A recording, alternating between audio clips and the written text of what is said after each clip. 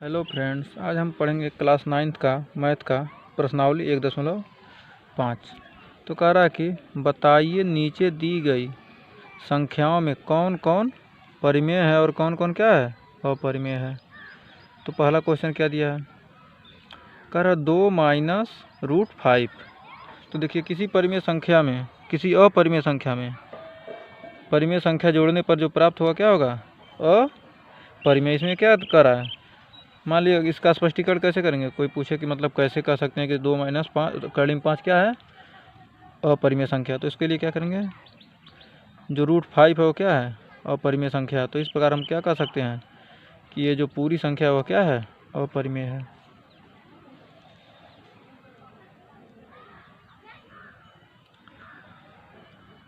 फिर इसका दूसरा 3 प्लस कर्लिम 23 फिर माइनस कर्लिम 23।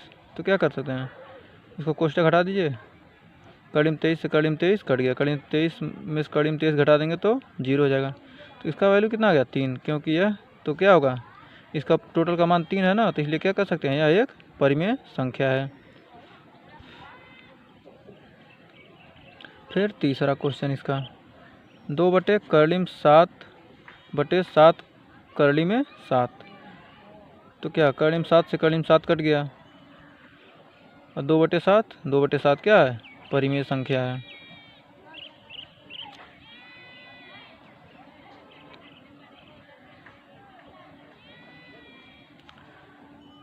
करा 1 बटे कर्लिम 2, क्या 1 बटे कर्लिम 2, चूँकि कर्लिम 2 अपरिमेय है इसलिए दिया गया संख्या अपरिमेय होगा। जो 1 बटे कर्लिम 2 है क्या है, ये भी अपरिमेय होगा। क्यों, क्योंकि कर्लिम 2 है इसमें।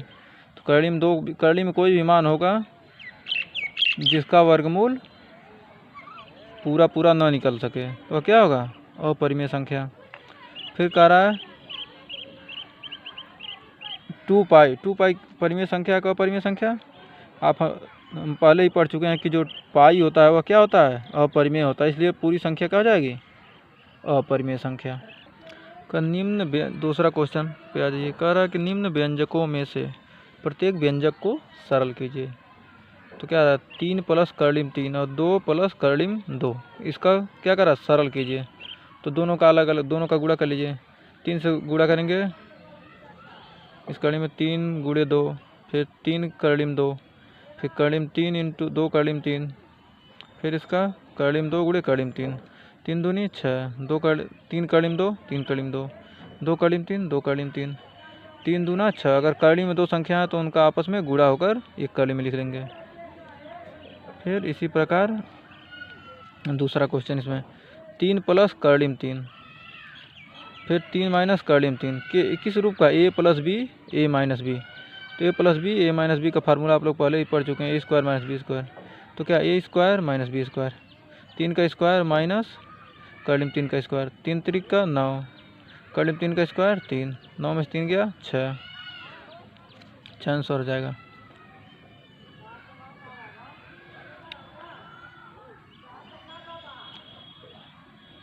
फिर इसके बाद तीसरा इसका क्या आ रहा है, कर्लिम 5 प्लस कर्लिम 2, इसको हल कीजिए। तो क्या कर सकते हैं, कर्लिम 5 प्लस 2 का इसका होल स्क्वायर दिया था क्वेश्चन, तो इसका होल स्क्वायर करेंगे, a square plus b square plus 2ab। तो क्या आ जाएगा, कर्लिम 5 का स्क्वायर बराबर 5, कर्लिम 2 का स्क्वायर बराबर 2, 2 कर्लिम 5 प्लस कर्लिम 2, ए इंटू बी है ना। तो कर्लिम इसका 2 हो गया, कर्लिम 5 और कर्लिम 2 10 हो जाएगा, कर्लिम में 2 है, ये है 5 2 7, 7 प्लस 2 कर्लिम में 10। फिर इसके बाद चौथा कर्लिम 5 माइनस कर्लिम 2, कर्लिम 5 प्लस 2, ए माइनस बी ए प्लस बी। इस फॉर्मूला लगा देंगे, ए स्क्वायर माइनस बी स्क्वायर, कर्लिम 5 का स्क्वायर 5, कर्लिम 2 का स्क्वायर 2, 5 में 2 3। क्वेश्चन कह रहा कि आपको याद होगा कि पाई को एक वृत्त की परिधि यानी कि मान लीजिए ई और उसके पास व्यास मान लीजिए व्यास को डी, अनुपात से परिभाषित किया जाता है, अर्थात पाई बराबर क्या है, C/D। इस तथ्य का अंतर्विरोध करता हुआ प्रतीत होता है कि पाई अपरिमेय है। इस अंतर्विरोध का निराकरण आप किस प्रकार करेंगे, मतलब आप निराकरण इसका किस प्रकार करेंगे। तो आइए हम इसको किस प्रकार करेंगे कि परिमेय है कि अपरिमेय है। कह रहा है स्केल या टेप, मान लिया कोई स्केल है आपके पास या टेप है, उससे क्या करते हैं, मापते हैं। किसी समय परिमेय संख्या के मान जो, मान लीजिए कोई परिमेय संख्या मापते हैं तो क्या, कोई भी संख्या मापेंगे तो क्या उसका लगभग मान, एक्यूरेट मान कभी हम नहीं माप सकते स्केल से या टेप से। तो कह रहा है कि किसी वृत्त की परिधि को मापते समय अर्थात पाई को गणना की सुविधा के लिए केवल लगभग में मान लिया जाता है। जो परिधि मापते हैं तो उसमें क्या करते हैं, पाई को क्या मान लेते हैं, परिधि की गणना के लिए सुविधा अनुसार मान लेते हैं कि पाई रहेगा तो आसानी से क्या कर लेंगे, हम परिधि की गणना कर लेंगे। लेकिन क्या है, केवल लगभग में लिया जाता है। सुविधा के लिए पाई की गणना किसके लिए किया जाता है, लगभग में।